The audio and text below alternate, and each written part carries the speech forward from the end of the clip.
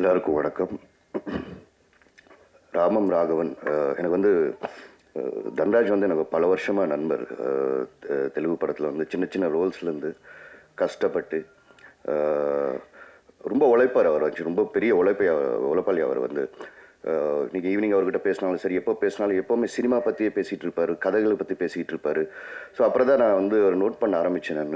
நான் டார்லிங் என்ன நீங்கள் டைரக்ட் பண்ணுற ஐடியாவில் இருக்கியானும் போது, ஸோ அப்போலேருந்து ஓப்பன் ஆச்சுன்னு நினைக்கிறேன். 7 years பேக்குன்னு நினைக்கிறேன். நான் வைசாகில் பேசிட்டு இருக்கும்போது நடந்தது. ரீசெண்டாக லாஸ்ட் இயர் வந்து ராமம் ராவர் கதை சொன்னாப்புல. சொன்னோடனே நான் வந்து ரொம்ப வியந்துட்டேன். நான் என்ன ஒரு பியூட்டிஃபுல்லான ஒரு ரிலேஷன்ஷிப், ஒரு மகனுக்கும் அப்பாவுக்கான ஒரு ரிலேஷன்ஷிப் இருக்கு இல்லையா, அதில் உள்ள எமோஷன்ஸ் ஆகட்டும், அதில் உள்ள நிறைய விஷயங்கள் எல்லாம் இருக்குது. நான் ரொம்ப வியந்தேன். நான் தன்ராஜ் என்னடா உனக்குள்ளே இப்படி ஒரு இதாக ரொம்ப ஷாக்காக இருந்தது. அப்புறம் அப்பா கேரக்டர் யார் பண்ணுறாங்கன்னு கேட்கும்போது கனியண்ணன் சொன்னோன்னு நான் சொல்லிட்டேன், நீ எல்லாத்துக்கும் மறந்துடு. இனி அண்ணன் வந்து இந்த படத்தை எப்படி கொண்டு போகிறாரு மட்டும் நீ பார்த்துக்கோ.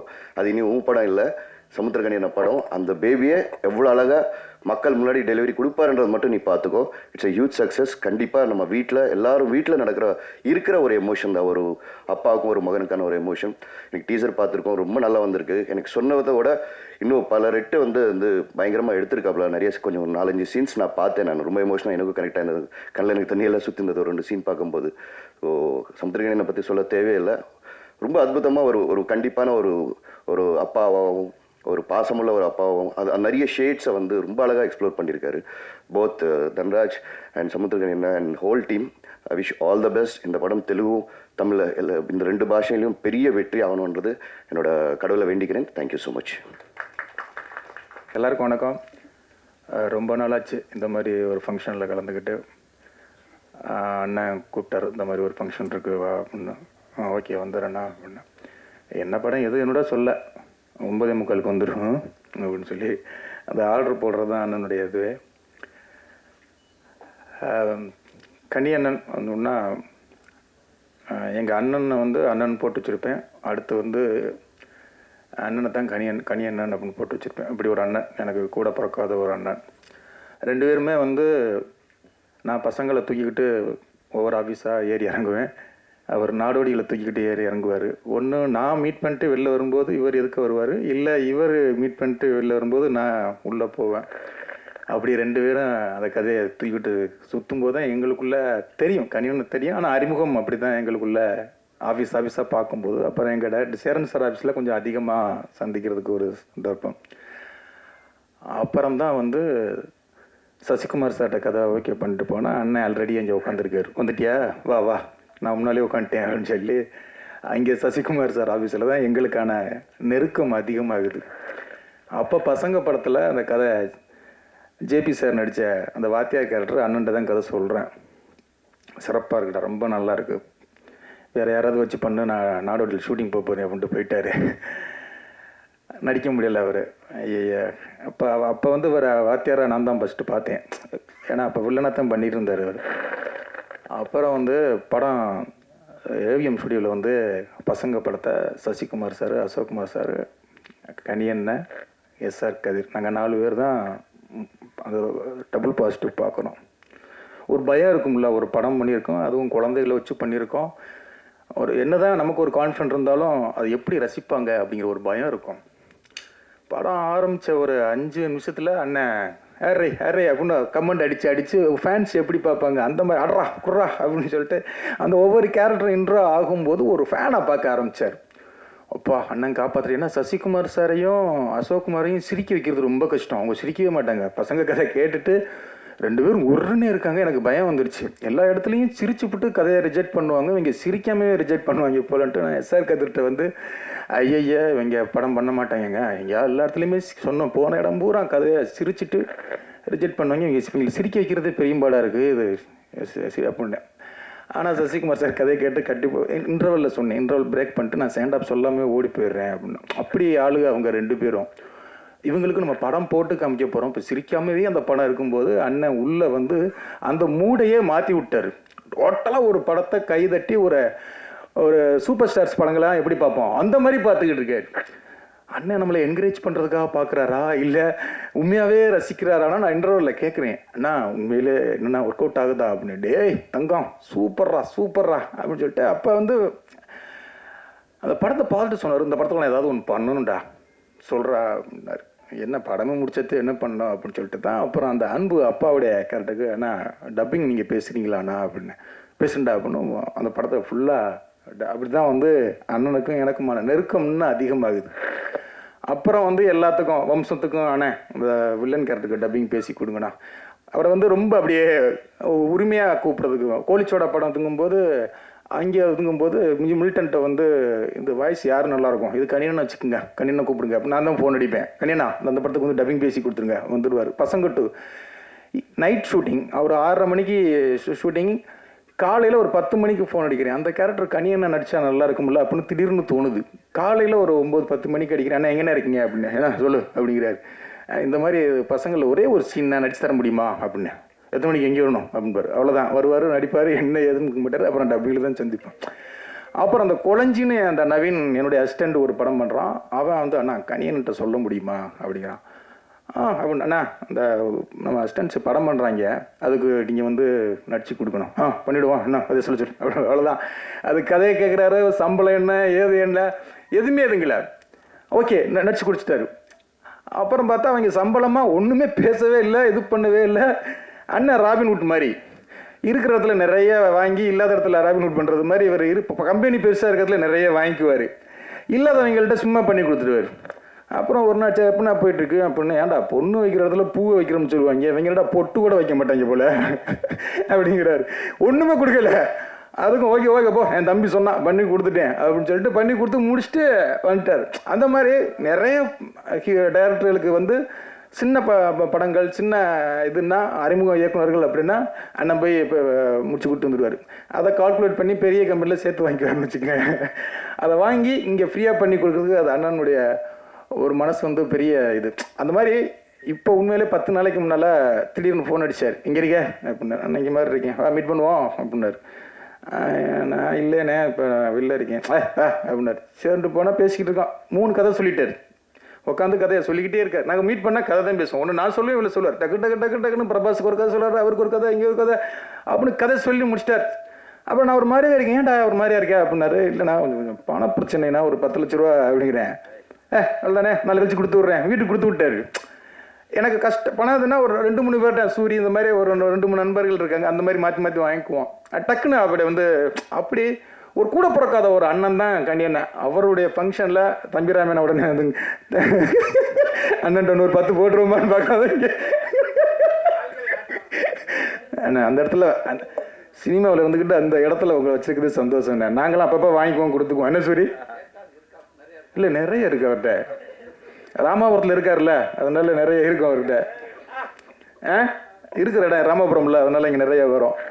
அந்த மாதிரி அண்ணன் வந்து நான் தான் அழகாக நிறைய இது பண்ணியிருக்கேன். அந்த அண்ணன் வந்து இன்னைக்கு வா அப்படிங்கும்போது அதுவும் பாலாண்ணன் வர்றா, நீனும் பாலாண்ணன் தாண்டா அதுங்கணும் அப்படின்னாரு. ரொம்ப சந்தோஷமாக இருந்தது உண்மையிலேயே. அதை டீசர் பார்க்கும்போது நான் எல்லாருமே உட்காந்துக்கிட்டு இருக்கும்போது உள்ளே ஒருத்தர் வர்றாரு, மை நேம் இஸ் தன்ராஜ் அப்படின்ட்டு வந்தார் டேரக்டர். எல்லார்ட்டையுமே போய் மை நேம் இஸ் தன்ராஜ் அப்படிங்கிறது நான் சூரிட்ட சொன்னேன். எனக்கு உள்ளே பார்த்தோன்னா டக்குன்னு சூரி தம்பி வந்துட்டாப்லையே உள்ள அப்படிங்கிற மாதிரியே. அப்படிங்கும்போது அவர் தான் டேரக்டர் அப்படிங்கிறாரு. பாடி லாங்குவேஜே நல்லாயிருக்கு சூரி, இந்த படத்தில் ஏதாவது ஒரு இந்த கேரக்டர் தூக்கி ஒரு படத்தில் வச்சுருவோமா அப்படின்னு சூரி நானும் பேசிக்கிட்டு இருக்கோம். உண்மையிலே பிரதர் இங்கே எங்களுக்கு ஒரு சந்தோஷ் சுப்ரமணியம்னு ஒரு படம் வந்தது, இதே மாதிரியான ஒரு நல்ல ஒரு ஃபீல் குட் ஃபிலிம். அதே மாதிரி இந்த படமும் இருக்கும் அப்படின்னு அதை டீச்சரை பார்க்கும்போதே தோணுது. கண்டிப்பாக கனியண்ணன் இந்த படத்தை இன்னும் வேறு ஒரு லெவல் கொண்டு போவார். அந்த டீம் எல்லாருக்கும் ஹீரோயின்லேருந்து டைரக்டர் ப்ரொடியூசர் எல்லாருக்கும் வாழ்த்துக்கள். நன்றி, தேங்க்யூ. பத்திரிகை தொலைக்காட்சி இணையதள சகோதர சகோதரிகளுக்கு முதல் வணக்கம். அரசியலில் கிங் மேக்கர் அவர்கள் வந்து எத்தனை தலைமுறை ஆனாலும் காலத்தை கடந்து வரலாற்றில் இடம் பிடிப்பாங்க. பெருந்தலைவர் காமராஜரை போல். அதே போல் சினிமாவில் ஹீரோ மேக்கர்ஸ் அப்படின்றது மாதிரி பாலா சார் மேடையில் அமர்கிற பொழுது நாங்கள்லாம் அமர்ந்திருக்கிறது எங்களுக்கு ஒரு பெரிய பெருமை. Hero maker. அதே போல் என் மண்ணிலிருந்து புறப்பட்டு வந்த அன்பு தம்பி பாண்டியராஜனும் ஒரு ஹீரோ மேக்கர் தான்.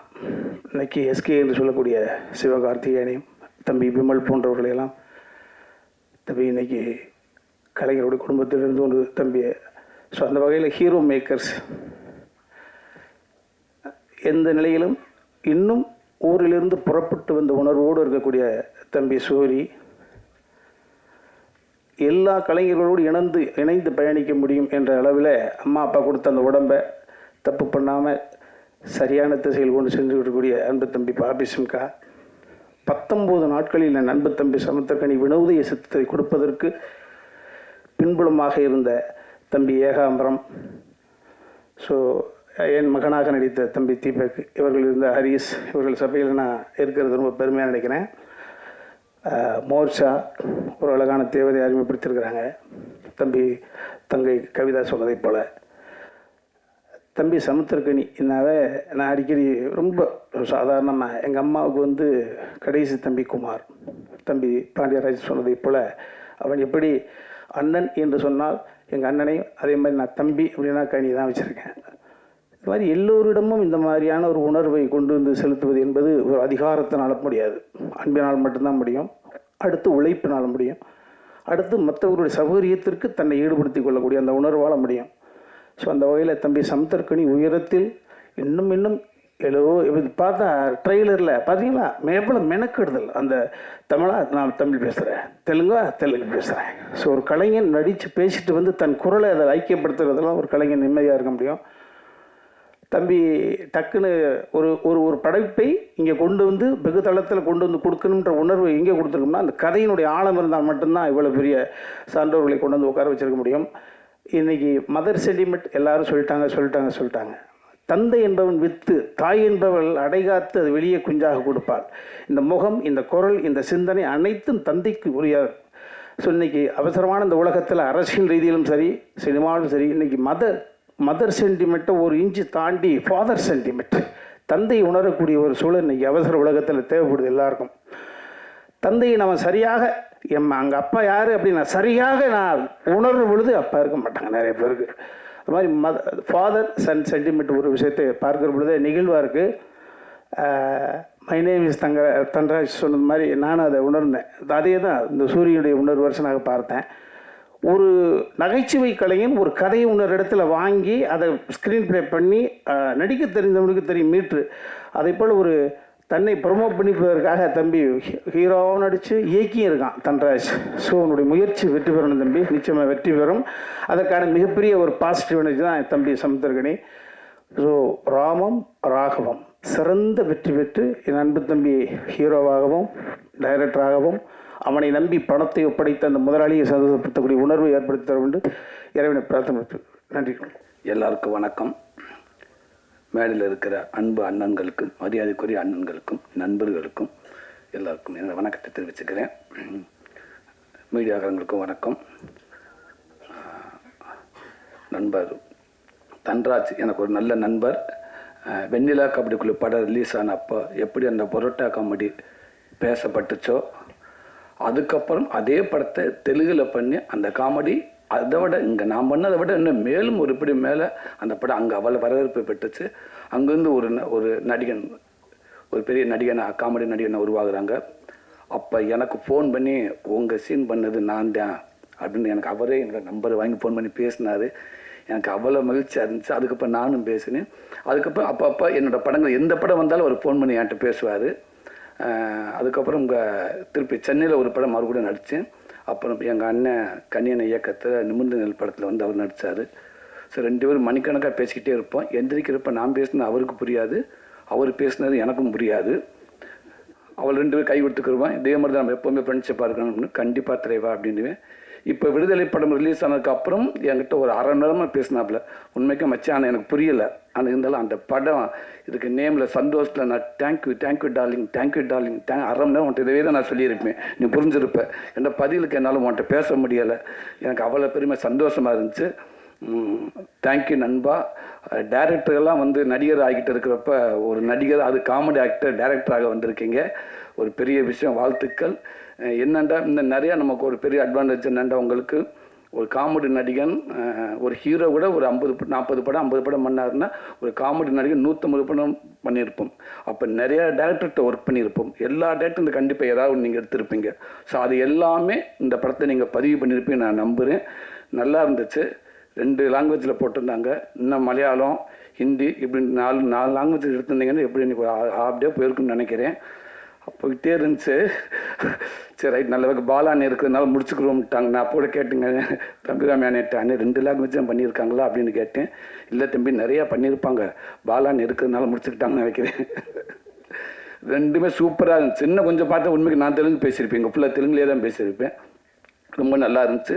அதுவும் அப்பா பையன், பொதுவாகவே அப்பா பையனை உள்ளதை சரியான மேக்கிங் அப்படிலாம் தேவையே இல்லை. அந்த கதையை அந்த எமோஷனலை கரெக்டாக பதிவு பண்ண படங்கள் இது வரைக்கும் தோற்றது இல்லை அப்படின்னு நான் நம்புகிறேன். நிறையா படம், உதாரணத்துக்கு அண்ணன் நடித்த அப்பா படமே இருக்குது. எங்கள் அண்ணன் பாண்டியராஜன் இயக்குன கேடி பிள்ளாக்கல் அடிரங்கா இருக்கட்டும், யாரடி நீ மோகினி, முத்துக்கு முத்தாக, இப்படி நிறையா பாண்டிய நாடு, நிறையா படங்கள் இருக்குது. அப்பாவும் பையனுக்கும் அந்த எமோஷனை கண்டிப்பாக சரியாக பண்ணிட்டோம்னா அது தோற்றதே கிடையாது. அது இதுலேயும் இருக்குது. அந்த அண்ணன் அந்த அவரை ஹீரோவை போட்டு அடிக்கிறப்ப பேசுகிறப்ப உண்மைக்கு அவ்வளோ ஒரு இதாக இருக்குது, அது எமோஷனாக இருக்குது. கண்டிப்பாக இந்த படமும் ஒரு மிகப்பெரிய ஒரு வெற்றி படம் அமையும் நான் நம்புகிறேன். என்னென்னா படம் எடுக்கிறது முக்கியம், எடுக்கிறது எல்லாமே எடுத்துடுறாங்க. இன்றைக்கி கொண்டாந்து அந்த அதாவது ஒரு 10 பேர் ஒரு இடத்துல இருக்கான்னா அந்த 10 பேர் 8 பேர்த்துக்கு இப்படி ஒரு படம் வரப்போகுதுன்னு தெரியப்படுத்துறதுக்கு அவ்வளோ கஷ்டமாக இருக்குது. அவங்க கிட்ட இப்படி ஒரு படம் பேரை சொன்ன சரி அது என்னவா, இல்லைடா படம் கிடையாது, சரி என்ன படம், அதுக்கப்புறம் அவன்கிட்ட ஒரு 1/2 மணி நேரம் பேசி புரிய வச்சு மனிதர்கள்லாம் இருப்பாங்கடா உள்ள நல்லா நடிப்பாங்க அப்படிலாம் புரிய வைக்க பயங்கர கஷ்டமாக இருக்குது. அப்படி ஒன்று சேர்க்கறது அவ்வளோ கஷ்டமாக இருக்குது. அப்படி இருக்கிறப்ப இன்னைக்கு ஒரு படத்தை எடுத்து மட்டும் இல்லாமல் இங்கேருந்து தமிழுக்கு கொண்டு வந்து அதை சரியாக அதை ப்ரொமோட் பண்ணுறக்கா யோசிச்சு உண்மைக்கு அண்ணனுடைய சப்போர்ட்டில் அண்ணன் கொடுத்த ஐடியா கண்டிப்பாக நிறையா இருக்கும்னு நினைக்கிறேன். இன்றைக்கி இவ்வளோ இப்போ இயக்குநர்கள் பாலான் தலைமையில் பாண்டியராஜன் இப்படி இத்தனை பேர்த்து எல்லாத்தையும் வர வச்சு இன்றைக்கி இப்படி மீடியாக்களை வர வச்சு ஒரு தமிழ் படத்துக்கு எப்படி ப்ரொமோட் பண்ணணுமோ அதை அங்கேருந்து முதல் படத்துக்கு இது இவ்வளோ சிறப்பாக பண்ணியிருக்கேங்க. இந்த ஐடியாவே சூப்பர். இது ஏதோ எடுத்தோம் போனோம் அப்படின்னு இல்லாமல் கொண்டு இவ்வளோ மெனக்கட்டுங்க பார்த்தீங்களா. கண்டிப்பாக இந்த மெனக்கடல் தவறவே ஆகாத நம்புறேன். இந்த படம் பெரிய வெற்றி படம் அமையும். வாழ்த்துக்கள். ரொம்ப எங்கள் அண்ணன் கன்னி அண்ணன் உண்மைக்கு அவர் ஸ்க்ரீனில் மட்டும் இல்லை, அவருக்கு பிடிச்ச நிறையா பேர் அவர் சொல்லுவாங்க ஹீரோ தான், வெளியிலையும் அவர் ஹீரோ தான் அப்படின்னு சொல்லுவாங்க. அந்த வகையில் எனக்கும் அவர் ஹீரோ மாதிரி தான் எப்போவுமே. ஒரு சின்ன ஒரு தோண்ட நேரத்தில் ஒரு ஃபோன் பண்ணி ஒரு 2 நிமிஷம் பேசணுன்னா கூட ஒரு 1 hour ஓடிக்கிட்டே இருக்கலாம். அப்படி ஒரு எனர்ஜியான மனிதர், ரொம்ப பாசிட்டிவாக. அவர்கிட்ட நெகட்டிவாக பேசி நான் கேட்டதே கிடையாது. இன்றைக்கி நான் ஒரு நடிகனாக ஓரளவுக்கு இன்றைக்கி ஒரு மக்களுக்கு தெரிஞ்ச நடிகனாக இருக்கேன் அப்படின்னா அதில் கண்டிப்பாக கனியண்ணனுக்கும் சசி அண்ணனுக்கும் அவங்களுக்கும் பங்கு இருக்குது. ஏன்னா எனக்கு போராடியில் என்னை கூப்பிட்டு நல்ல வாய்ப்பு கொடுத்து நடிக்கிற மட்டும் இல்லாமல் அந்த எனர்ஜி வாட ஒன்றால் முடியும்னு சொல்லி அவரோட பாடி லாங்குவேஜையும் நான் சில படங்களை ஃபுல்லாக நான் பண்ணியிருப்பேன். அண்ணனோட பாடி லாங்குவேஜ் ஏன்னா அவர் சொல்லிவிட்டு பார்த்தீங்க, அதவே நான் நிறையா படத்தில் போய் பண்ணியிருப்பேன். நான் ரொம்ப நன்றினேன். இன்றைக்கி இந்த படம் கண்டிப்பாக எப்போ உங்களுடைய எண்ணம் போல்னே உங்களுடைய பதிவுகள் உங்களுடைய பங்களிப்பு யாருக்குமே நீங்கள் குறைஞ்சி மேலே கீழே இவங்களுக்கு அவங்களுக்கு நீங்கள் விட்டு கொடுத்ததே கிடையாது. எல்லாத்துக்குமே உங்கள் உழைப்பு எப்போவுமே இருக்கும். அந்த உழைப்பும் இது 100% இருக்குன்னு நான் நம்புகிறேன். கண்டிப்பான இந்த படம் வெற்றி படம் அமையும்னே மேலும் எங்கள் அண்ணனோட ஆதரவு எல்லாத்துக்கும் இருக்கணும்னே நான் கேட்டுக்கிறேன். இந்த படம் வெற்றிய மாம்பழம் வாழ்த்துக்கு நன்றி. అందరికీ నమస్కారం. எல்லாருக்கும் வணக்கம். இந்த நாடுக்கு நன்றி, எங்கள் அப்பாவுக்கு எங்கள் அம்மாவுக்கு நன்றி. எனக்கு தமிழ் பேச வராது, பட் நான் தமிழ்லோனே பேசணும்னு நினச்சி வந்தேன். அதுக்காக எங்கே இன்னும் தப்பு இருந்தால் கொஞ்சம் நீங்கள்லாம் மன்னிச்சுங்க. நான் ஆக்சிடென்டல் டைரக்டர்னு சொல்லுவேன். இந்த படத்துக்கு நான் இல்லை டைரக்டர். ஒரு கதை கேட்டேன், ஒரு விமானவனம் பிஃபோர் ஒரு படம் வந்துச்சு. அந்த ரைட்டர் சிவபிரசாத் யானாலான்னு சொல்லிட்டு ஒரு ரைட்டர் எனக்கு ஒரு கதை சொன்னாங்க. இதில் நான் கணியனை மாத்திரமே பார்த்தேன். ஆனால் கணியனுக்கு நான் ஃபோன் பண்ணேன். ஒரே ஒரு படம் நான் கணன டைரக்ஷனில் ஜண்டாபை கபிராஜன் தெலுங்கில் வந்துச்சு, நானி ஹீரோவாக பண்ணாங்க. அப்போ தான் கொஞ்சம் எனக்கு தெரியும். அண்ணன் ஃபோன் பண்ணேன், ஒரு நல்ல ஸ்டோரி கேட்டேன் அண்ணன், வாடா உக்காரலாம். வந்துட்டோம். தங்கம் சொல்லன்னு சொன்னாங்க, அந்த டைரக்டர் சொன்னாங்க. அந்த படம் அண்ணனுக்கு பிடிச்சிச்சு. ஓகே, அந்த படம் நல்லா போச்சு, எல்லாருக்கும் பிடிச்சிச்சு. எஸ், எனக்கு நான் எடுத்துக்கு வந்த ஒரு ஸ்டோரி மேலே அண்ணனுக்கு ஒரு கான்ஃபிடென்ட் வந்துச்சு. ஓ, அப்போ தப்பாமல் கதையிலெல்லாம் நான் அங்கே அண்ணகிட்ட எடுத்துக்க போகக்கூடாதுன்னு நினச்சேன். அப்புறம் அதே சிவபிரசாத் அதனால் ஒரு கதை போட்டுட்டு நீ ஹீரோவை பண்ணன்னு சொன்னாங்க. அப்போ நான் ஹீரோவை பண்ணணும். அதில் இந்த படத்துக்கு ஹீரோ ஃபஸ்ட்டு ப்ரொடியூசர் யார்? எல்லா படத்துக்கும் ப்ரொடியூசர் தான் ஹீரோ. அப்போது பிருத்வி, போலவரப்பு, பிரபாகர் ஆரிப்பாக்கா, 2 பேர் இது கேட்டுட்டு நாங்கள் பண்ணுறோம் அன்னு சொன்னாங்க.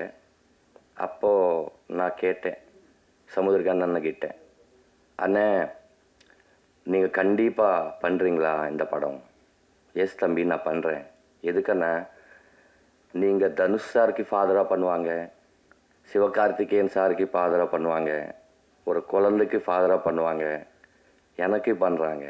அதுக்கு தான் நான் சொன்னேன், இப்போது எல்லா நாடுக்கும் அப்பா தான் சமுத்திரகான் அண்ணன். அந்த மாதிரி எனக்கு இது வந்துச்சு.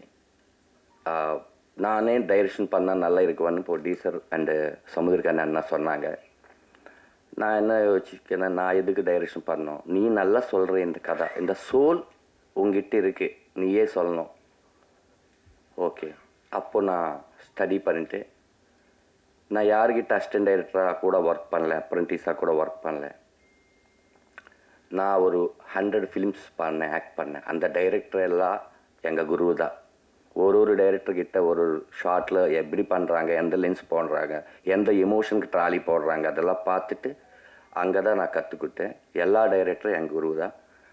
அப்புறம் இந்த படம் ஒரு அப்பா பையன் காதல் கதை. இந்த படத்தில் என்ன சொல்ல போகிறோம்னா, ஒரு நிஜாயித்தின்னு சொல்லுவாங்க, ஒரு நிஜாயித்தியம் ஒரு இருந்த கதை எல்லாருக்கும் சொல்லணும்டா. அன்றைக்கி சமுத்திரகான் அண்ணன் எவ்வளோ பிஸியாக இருந்தால் கூட எனக்கு 30 days கொடுத்தாங்க. ஒன்றும் பேசலை லொக்கேஷனில், அப்படியே உக்காந்துட்டு நான் லெஃப்ட் பாருங்கள், ரைட் பாருங்கள், இந்த டைலாக் தெலுங்கு கட்டு, நெக்ஸ்ட் தமிழ், அந்த மாதிரி தான் every short Tamil and Telugu எடுத்துட்டேன்.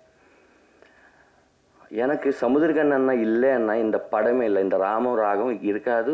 அது முடியாது. எனக்கு தெரியும், என் தைரியம் எங்கள் அப்பா சமுத்திரகான் அண்ணா தான்.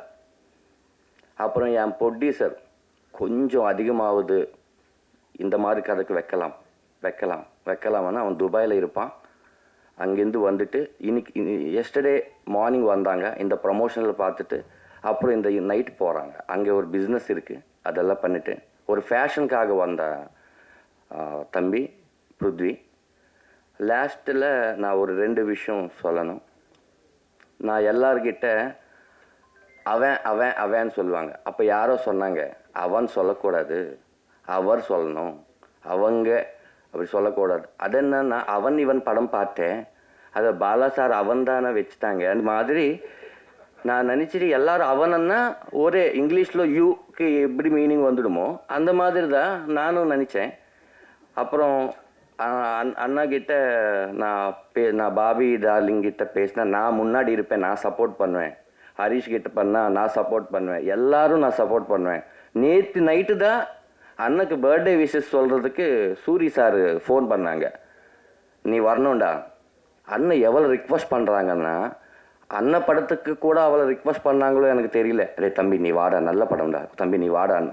நான் பார்த்துட்டு எதுக்கு பண்ணுறாங்க, எனக்காக இல்லை படத்துக்காக பண்ணுறாங்க. எஸ், படத்தில் அந்த சோல் இருக்குது, அதுக்காக பண்ணுறாங்கன்னு. இந்த மாதிரி சப்போர்ட் பண்ணால் நிறைய கதை புதுசாக இருந்த ஒரு சோல் கதை வரும். இப்போ நான் எடுக்கிற இந்த படம் ஒரு ஆக்ஷன் ஃபைட் வச்சுட்டு சாங் வச்சுட்டு பண்ணலாம், ப்ரொடியூசர் இருக்காங்க, காசு கொடுக்குறாங்க, அந்த மாதிரி இல்லை. எல்லாருக்கும் தெரியணும் இந்த கதை.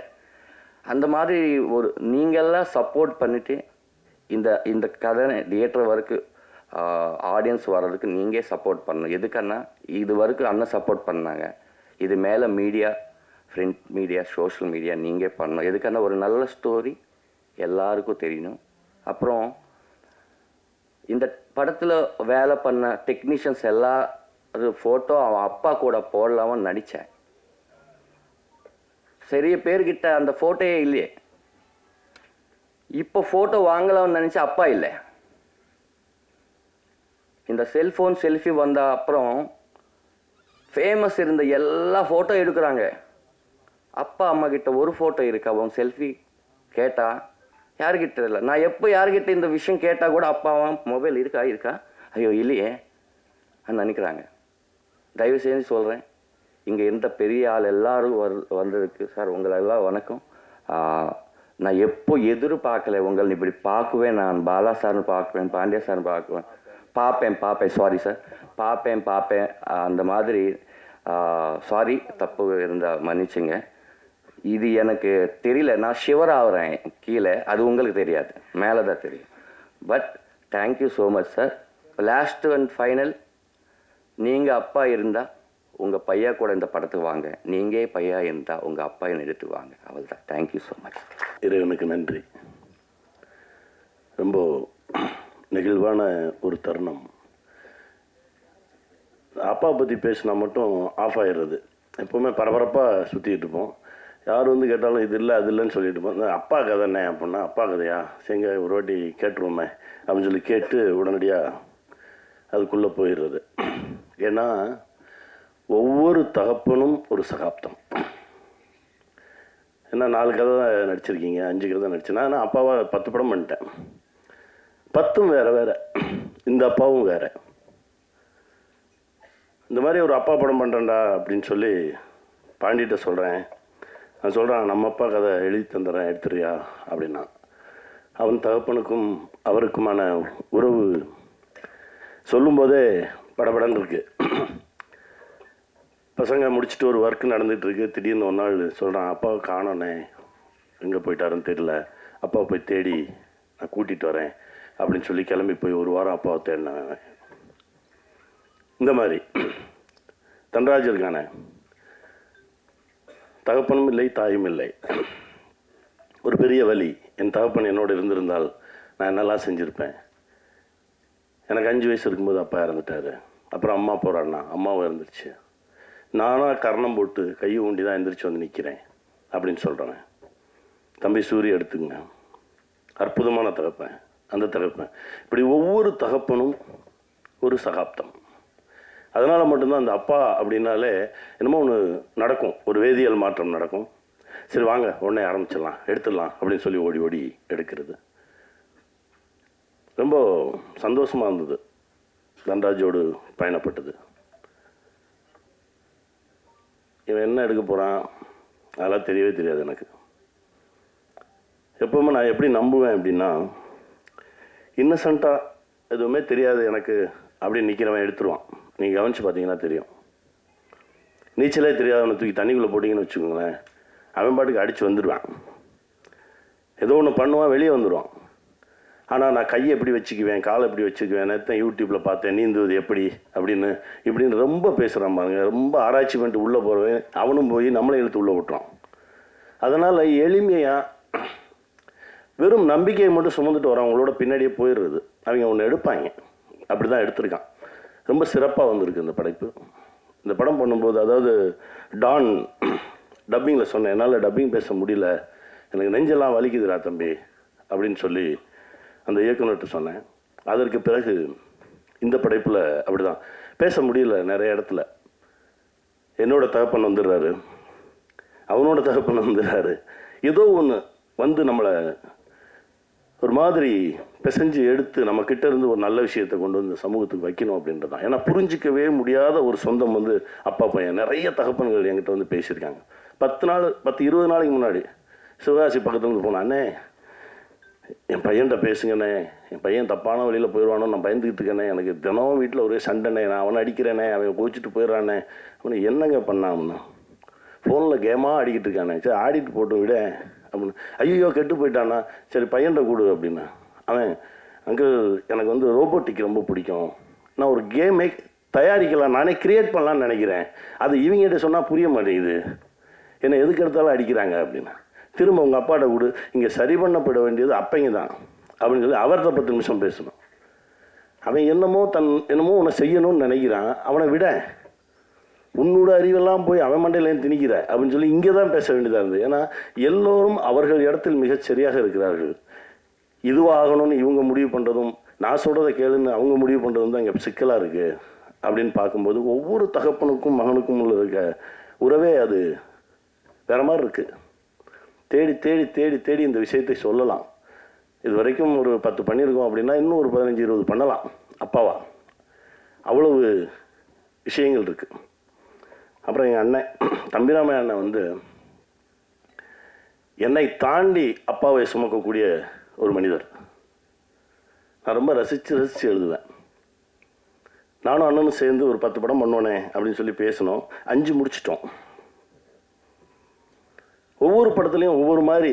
இப்போ தெலுங்கில் அப்பா பண்ணணும் அப்படின்றப்போ நான் ஆசைப்பட்டது நான் நடித்த ரோல் கிடையாது, நான் அண்ணன் நடித்த ரோல் தான் ஆசைப்பட்டேன். நான் அது நடிக்கிறேங்க, இதை வேற ஒருத்தர் பண்ண வைப்போம் அப்படின்னு தான் சொன்னேன் நான் தெலுங்கில் எடுக்கிறதுக்கு. அப்படி ஒரு ஆத்மாவோடு பயணப்படுறது வந்து, அதாவது என்னென்னா, சாட்டைன்னு ஒரு படம் ரிலீஸ் ஆயிடுச்சு. முதல் ஷோ பார்க்குறோம். இந்த இப்போ தண்டராஜ் டீசர் போயிட்டு இருக்கும்போது என் கையை பிடிச்சி நிற்கிறான், கிட்டு ஆடுறான். இருடா ஒன்றும் இல்லைடா, எல்லாம் கரெக்டாக வந்துடா. ஏன்னா 10 நிமிஷம் முன்னாடி வரைக்கும் டீசர் ஓப்பனே ஆகலை. நான் சொன்னேன், அப்படி ஓப்பன் ஆகலைன்னா அந்த படம் ஹிட்ரா, தைரியமாக இரு, ஓப்பன் ஆகிடும். கையை பிடிச்சி நிற்கிறான், கிட்டு இதே உணர்வு. சாட்டை படம் ஃபஸ்ட்டு டே ஃபஸ்ட் ஷோ தேட்டரில் கை தட்டுறாங்க. என் பின்னாடி இருந்து என்னை அப்படியே கட்டி பிடிச்சிட்டு எங்கள் அண்ணன் முதல் முறையாக வெடித்து அழுகிறாரு. என்னண்ணே அப்படின்னு, நமக்கெல்லாம் யாரா இருந்தா, நம்மளா வந்தோம், நம்மளா விழுந்தோம், நம்மளா புரண்டோம், நம்மளா எழுந்தோம், இப்போ நிற்கிறோம், நம்மளையும் பார்த்து கை தட்டுறாங்க, நம்ம ஒரு நல்ல தளத்தில் தான் நின்றுட்டு இருக்கோம், இந்த இடத்த விட்டுறக்கூடாது தம்பி. அண்ணன் அப்படின்னா அவர் தான். இந்த உலகத்தில் எந்த டாபிக் வேணாலும் பேசலாம் எங்கள் அண்ணன்ட்ட. கலையா, இலக்கியமா, அரசியலா, பொருளாதாரமா, எது வேணாலும் பேசலாம். அப்படி வச்சுருப்பார். அந்த சக்தி ஒரு முறை பேசினா போதும், தம்பி அப்படின்னு எடுத்தாருன்னா அப்படி போகும், கூட்டிகிட்டு போகும். அந்த மாதிரி ஒரு அண்ணன் அவர் இங்கே வந்திருக்கிறது எனக்கு ரொம்ப மகிழ்ச்சிண்ணே. இந்த அன்பு காலத்துக்கும் இருக்குண்ணே. என் சுவாசம் இருக்கும் வரை உங்களுக்கு தம்பியாகவே இருப்பேண்ணே. நன்றிண்ணே. தம்பி பாண்டியை பற்றி பாண்டி சொன்னது தான், அவர் சொன்னது நான் திரும்ப சொல்கிற மாதிரி இருக்கும், அதுதான். தம்பி பேரன்பானவன். 2 ஆண்டுகளாக அவர் படம் பண்ணலன்றது அவரை விட எனக்கு தான் கோவம். ஒவ்வொரு முறை பார்க்கும்போது சண்டை போட்டுக்கிட்டே இருப்பேன். அவர் அதுக்கு பதில் சொல்லிக்கிட்டே இருப்பார். ஏன்னா அமையவன் சொல்கிறதுக்கு சொல்லுவேன், ஆரம்பிச்சிருங்கடா, இயங்கிக்கிட்டே இருக்கணும், ஓடிக்கிட்டே இருக்கணும்டா அப்படின்னு சொல்லி பிடிச்சி இப்போ ஆரம்பிச்சிருவார். தம்பி ரொம்ப மகிழ்ச்சி. தம்பி சூரி என்னடா, சூரிய கையை பிடிச்சிக்கிட்டு பாண்டிக்கு ஃபோன் பண்ணாரு, இவனை இழுத்து விட்டுணும்டா, இவன் வந்துடணும்டா அப்படின்னு. அது இன்றைக்கி நடந்துருச்சு. ரொம்ப சந்தோஷமாக இருக்குடா. போராளி பண்ணும்போது எனக்கு தெரியுது, இந்த ஃபஸ்ட்டு டேயே போய் அந்த உட்காந்து எந்திரிச்சு ஆடுற சாங்கு, கொட்டடிக்கிறாங்க, உட்காந்து எந்திரிக்கணும். எனக்கு தெரியுது, திணறாங்க. சசியும் உட்காந்து என்ன 4 ஷாட் நடிப்பாங்க, காலையிலேருந்து உட்காந்து எந்திரிங்கன்னா. அப்போது ஒரு உந்துதல் ஒன்று நடந்தது. அப்போ தான் சொன்னேன், தம்பி நாம் பட்ட கஷ்டத்துக்கு கரெக்டான கதவு திறக்கும்போது விட்டுறாத, ஓடிடு அப்படின்னு. இன்றைக்கி என் தம்பி ஒரு கதையின் நாயகனாக உயர்ந்து நிற்கிறான். இப்போது அவர் நடித்த ஒரு படத்தில் போய் நடித்தேன். ரொம்ப மகிழ்ச்சியாக இருந்தது. மனசார சொல்கிறேன், உன் மனசுக்கு இன்னும் நிறையா பெரிய படைப்புகள் வருவார். வாழ்த்துக்கள் தம்பி, மகிழ்ச்சி. தீபக் அவன் என் புள்ள. ஆக்சுவலாக ஸ்மால் ஸ்க்ரீனில் 2000 அண்ணின்னு ஒரு சீரியல் பண்ணேன். அப்போ வந்து என் 3 பசங்க, சாரகேஷ், கௌஷிக், தீபக், இவன் கடைசி பிள்ளை. முதல்ல அவனை பார்க்கும்போது ஒரு சிகரெட் அடிச்சுட்டு, அப்போ தான் காலேஜ் முடிச்சு வந்திருக்கான். என் முன்னாடி வந்து அப்படி அடிச்சுட்டு அப்படின்னு ஸ்டைலாக வந்து நின்றுட்டு இருந்தான். அவனோடு பேசும்போது பழகும்போது அவனுடைய தகப்பனுக்கும் அவனுக்குமான உறவு இதையெல்லாம் அவன் என்கிட்ட ஷேர் பண்ணும்போது, இப்போ அவன் வேறு தளத்தில் வளர்ந்து ஒரு இடத்துல வந்து நிற்கிறான். ரொம்ப சந்தோஷமாக இருக்கு. வாழ்த்துக்கள் தீபக். ஹரீஷ், நல்லா வருவாடா, போராடு, ஜெயிப்போம். பாபி என் தம்பி, ஒவ்வொரு முறையும் எப்போ சந்தித்தாலும் சரி அவர் ஒரு சக்தி கொடுப்பான். பாபி என் தயாரிப்பாளரை பற்றி சொல்லணும். என்னென்னா, அவரை நான் பார்க்கவே இல்லை. நான் படம் ப்ரொடியூஸ் பண்ணுறதுக்கு நம்ம ஷூட்டிங்கில் தான் ஃபஸ்ட் டைம் சந்திக்கிறேன். என்னை பார்க்காமலே என் மீது ஒரு பேரன்பு கொண்ட ஒரு தம்பி. இந்த மொமெண்ட் வரைக்கும் அண்ணன் சொன்னால் சரி அப்படின்னு சொல்லி ஏங்கிட்டு இருக்கான். அவருடைய மனசுக்கு இது மாதிரி பல படைப்புகள் வரும். அண்ணன் இந்த படத்தை தமிழில் நாடோடிகளில் ரிலீஸ் பண்ணுவோன்னே அப்படின்னு சொல்லி என்கிட்ட கேட்காமலே வெளியில் வந்து பார்த்தா நாடோடிகள் வேறு போட்டிருக்காங்க. என்னடா இது நடக்குது அப்படின்னா, இல்லைண்ணே இது உங்கள் படம்ண்ணே, நீங்கள் வச்சுக்கோங்கண்ணே, நீங்கள் தமிழில் நாடோடிகளில் ரிலீஸ் பண்ணுங்கண்ணே அப்படின்னு சொன்ன தம்பி எந்த விதமான கணக்கு வழக்குகளெல்லாம் கிடையாது. இது அதரையும் தாண்டி ஒரு மாபெரும் உறவோடு வந்திருக்கான். வாழ்த்துக்கள் பிருத்திவி, வாழ்த்துக்கள். அப்புறம் என் மாப்பிள்ளை லைட்டு போட்டிருப்பான். காலையில் வந்தவொடனே நான் வர்றதுக்கு முன்னாடி போய் ரெடி பண்ணி, இங்கே வைக்கவா, இங்கே வச்சா அவன் திட்டுவானா, இங்கே வச்சா திட்டுவானா. நான் வந்து போய் பார்த்துட்டு எனக்கு அந்த லைட்டு பிடிக்கல அப்படின்னா, பிடிக்கலன்ட்டானா, அதை ஆஃப் பண்ணிடுங்க பாருங்க, எனக்கு இது பிடிக்கல, அப்போ அதை எடுத்துரு உனக்கு என்ன பிடிக்குதோ அதை எடுப்பண்டா அப்படின்னு சொல்லி என் கூடவே ட்ராவல் பண்ணிட்டு இருக்கக்கூடிய மாப்பிள்ளை 18 நாளில் எடுத்தோம். அந்த வினோதை சித்தம்னு சொன்னால் யாருமே நம்ப மாட்டாங்க. அப்படி ஒரு உழைப்பாளி. அவனும் என் பக்கத்தில் இருக்கணும்னு ஆசைப்பட்டேன். நிற்கிறான். தண்டராஜ் முதல்ல வேற ஒரு டைரக்டரை கூப்பிட்டு வந்தாங்க. அண்ணே இவர் தானே டைரக்ட் பண்ணுவார் அப்படின்னு. சரி, கதை நல்லா இருக்குது, கதையை கெடுக்காமல் எடுத்துறதுக்கு ஒரு ஆள் வேணும், அவ்வளோதான். ஏன்னா ஒரு சில கதைகளை எடுக்கிறவங்க நினச்சி என்ன தான் தப்பாக எடுத்தாலும் அந்த கதை ஓடிடும். நாடோடிகள் கதையை போய் நான் பஞ்சவர்ணாச்சலம் அப்பாட்ட சொல்கிறேன். முழு கதையும் கேட்டார். நீ இதை எவ்வளவு தப்பாக எடுத்தாலும் இது ஓடிடும்டா அப்படின்னாரு. அந்த மாதிரி ஒரு சில கதைகள் அமையும். அப்படிப்பட்ட கதை இது. நான் தான் சொன்னேன், டே இதை கரெக்டாக எடுக்கிறதுக்கு ஒரு ஆளை கொடுங்கடா, அது போதும் அப்படின்னா திரும்ப ஒரு 15 நாள் 20 நாள் கழிச்சு எனக்கு ஒரு மெசேஜ் பயந்துட்டேன். அண்ணே இந்த மாதிரி பிரச்சனையாக இருக்குது, என்ன செய்ய அப்படின்னு.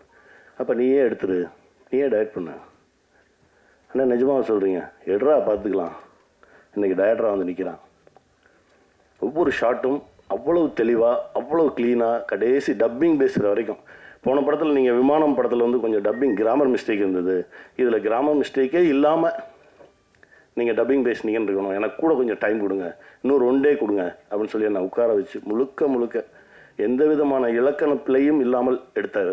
ரொம்ப நன்றி தம்பி. இன்னும் நல்லா பெரிய இடத்துக்கு வருவான், நல்லா இருப்பான். எங்கள் அண்ணன் படம் முதல் படத்திலிருந்து வியந்து பார்த்தேன்.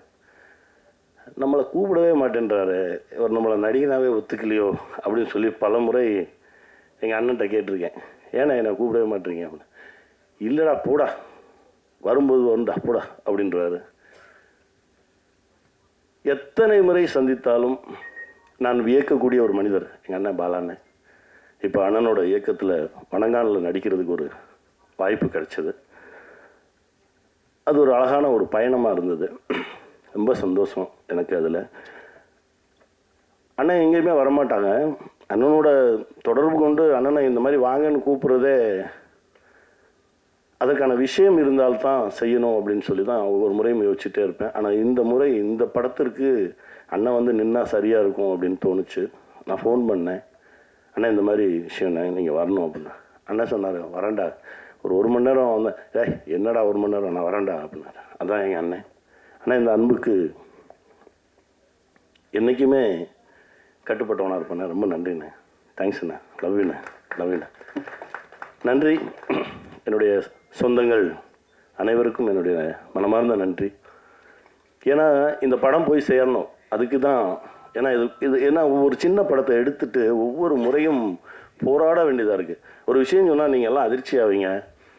அப்பான்னு ஒரு படம் இப்போ வரைக்கும் எனக்கு அது என்ன பண்ணிச்சுன்ற கணக்கே தெரியாது, கணக்கே வரல, கொடுக்கல. இப்படி தான் இருக்குது. ஏங்க அது என்னங்க பண்ணிச்சு? இப்போ நான் பண்ணிச்சுங்க, இப்படி தான் இருக்குது. ஸோ ஒரு சின்ன படத்தை கொண்டு போய் சேர்த்து அது என்ன செய்யுது, அது ஜனங்கிட்ட எப்படி ரீச் ஆகுது, ஒன்று வெற்றின்னு சொல்லுங்கள், இல்லை தோல்வின்னு சொல்லுங்கள், வந்துச்சுன்னு சொல்லுங்கள், வரலன்னு சொல்லுங்கள், இது எதுவும் எல்லாமே ஒரு மாதிரி இருக்குது. இதற்கு நடுவில் இப்படி ஒரு படத்தை வேறு தூக்கிட்டு வரோமே அப்படின்ற ஒரு பதட்டம் எனக்கு இருந்துக்கிட்டே இருந்துச்சு. ஏன்னா அப்பாவில் எனக்கு நடந்த விஷயங்களும் இந்த நாடோடிகளில் நடந்த விஷயங்கள் தான் நான் அதுக்கப்புறம் படமே பண்ணணும்னு தோணலை. படம் எடுக்கணும் அப்படின்ற ஒரு, ஏன்னா நான் ரொம்ப பேரன்பாக படம் எடுக்கணும்னு ஆசைப்படுவேன். இந்த அண்ணனும் நானும் பண்ணுறதுக்கு 4 கதை ரெடியாக எழுதி வச்சுட்டேன். அண்ணன் பார்க்கும்போதெல்லாம் கேட்பார், எப்படா தம்பி எப்போ போவோம் அப்படின்னு. இன்றைக்கி தான் சொன்னேன், அண்ணன் தம்பி கல்யாணம் முடிஞ்சோடனே ஆரம்பிச்சிடுவோம்ண்ணே, அது என்ன வேணாலும் நடக்கட்டும்ண்ணே, இப்போ தெலுங்கில் ஒரு ஏரியா இருக்குண்ணே, நம்ம ஏதோ ஒன்று பண்ணி எடுத்துடலாண்ணே அப்படின்னு இப்போ தான் சொன்னேன் நான். ஏன்னா என்ன நடக்குது, அதாவது எடுத்துடுறோம், பேரன்போடு எடுத்துடுறோம், அதை கொண்டு போய் வைக்கும்போது அந்த சந்தோஷமே இருக்க மாட்டேங்குது, அதற்கு ஒரு வழியும் தெரிய மாட்டேங்குது. இந்த படத்தையும் இந்த நிலைமையில தான் எடுத்துகிட்டு வரோம். எங்கேயோ ஒரு இடத்துல ஒரு வெளிச்சம் தெரியும் அப்படின்னு நம்புகிறோம். நான் நம்பக்கூடிய இந்த பிரபஞ்சமும் இறையும் எங்களுக்கு ஒரு நல்ல வழியை காட்டட்டும். மகிழ்ச்சி. நன்றி. சாரி, தேங்க்யூ மோக்ஷா, அட்ரஸ் பண்ணலை உங்களை. Thank you ஆக்செப்டிங் me opposite. ஓகே, இன்னும் அழகாக இருந்த ஒரு பொண்ணுன்னு வைக்கலான்னு ப்ரொடியூசர் சார் சொன்னாங்க. அப்போ நான் சொன்னேன், என் பக்கத்தில் யார் இருந்தால் அழகா அந்தங்கானு வந்துட்டாரு, நல்லா இருப்பாங்க, அவனே போடுன்னு சொன்னேன். போட்டாங்க. இந்த கேரக்டரில் தான் இருக்கும், இது நாட் லவ் ஸ்டோரி. அந்த கேரக்டருக்கு கூட ஒரு இது இருக்கும். தேங்க்யூ. சாரி அம்மா, சாரி. அதேதான், வாழ்த்துக்கள் மோக்ஷா. அண்ணன் தம்பிங்களை பார்த்தோன்னே அப்படியே வண்டி அந்த பக்கம் போயிடுச்சு. வாழ்த்துக்கள், நல்லா வாங்க, நல்லா வாங்க, வாழ்த்துக்கள். அனைவருக்கும் வணக்கம். சமுத்திரகனியோட ஒரு மாபெரும் ரசிகனாக இங்கே வந்திருக்கிறதுக்காக நான் ரொம்ப பெருமைப்படுறேன். ரசிகன்னா அவன் வந்து ஒரு சிறந்த நடிகன் அப்படிங்கிறது நேஷ்னல் அவார்டெலாம் வாங்கியாச்சு, நிறையா ப்ரூவ் பண்ணிட்டான். இயக்கத்துலேயும் நிறையா ப்ரூவ் பண்ணிட்டான். இன்னும் 2 விஷயங்களுக்கும் அவனுக்கு நான் ரசிகன். அவனோட கடுமையான உழைப்பு. ஒரு நாளைக்கு ஒரு அரை மணி நேரத்தை கூட வேஸ்ட் பண்ண மாட்டான். ஒரு 1 ஹவர் ஆகும்டா நீ போய் கரவனில் வெயிட் பண்ணுறோம்னா அந்த 1 ஹவருக்குள்ளே அங்கே ஒரு புக்கு இருக்கும். ஏதாவது படிச்சுக்கிட்டு ஏதாவது ஒன்று வேலை பார்த்துட்டே இருக்கிறதுன்றது அது அவன் படத்தில் மட்டும் இல்லை. இப்போது ரொம்ப வெயில், நான் திடீர்னு ஒன்றா ஃபோன் பண்ணி ரொம்ப வெயில் ஜாஸ்தியாக இருக்குடா, இந்த மாற்றுத்திறனாளி குழந்தைகளை வச்சுட்டு ரொம்ப கஷ்டமாக இருக்குது, 1000 பேரை வச்சுட்டு கொஞ்சம் சப்போர்ட்டுக்கு கொஞ்சம் ஆள் வேணும் ஒன்று. அவன் கூப்பிட்றதுக்காக தயங்கி கேட்டேன், வரவா, எப்போ அவங்க இப்போ இன்றைக்கி வருவா அப்படின்னு கேட்டாங்க. இப்போ கிளம்புறேன், வீட்டில் தான் இருக்கேன், நான் 10 நிமிஷத்தில் கிளம்புனேன்னா 5 மணி நேரத்தில் வந்துடுவேன். அது மாதிரி மற்ற ஆளுகளுக்கு உதவுறதுலையும் அவனுக்கு இருக்கிற அந்த மனசு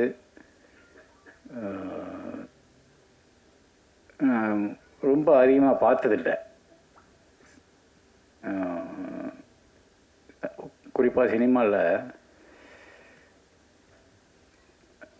தான் நடித்த படமாக இருக்கட்டும், நடிக்கிற படமாக இருக்கட்டும், மற்ற ரொம்ப சொன்ன மாதிரி அவனுக்கு பிடிச்ச அப்பா மாதிரியான படங்களாக இருக்கட்டும், அந்த மாதிரி சின்சியரான அட்டம்ப்ட்ஸ் எல்லாத்தையுமே வந்து எல்லாத்துக்கும் சப்போர்ட் பண்ணுறதுல அவனுக்கு ஒரு பெரிய மனசு இருக்குது. அதை எல்லோரும் கண்டிப்பாக பாராட்டி தான் ஆகணும். அதுபோக இங்கே வந்திருக்கிற எல்லாருக்கும் வாழ்த்துக்கள். தன்ராஜ், நீங்கள் நல்லா தான் தமிழ் பேசுகிறீங்க, ஒன்றும் பிரச்சனை இல்லை.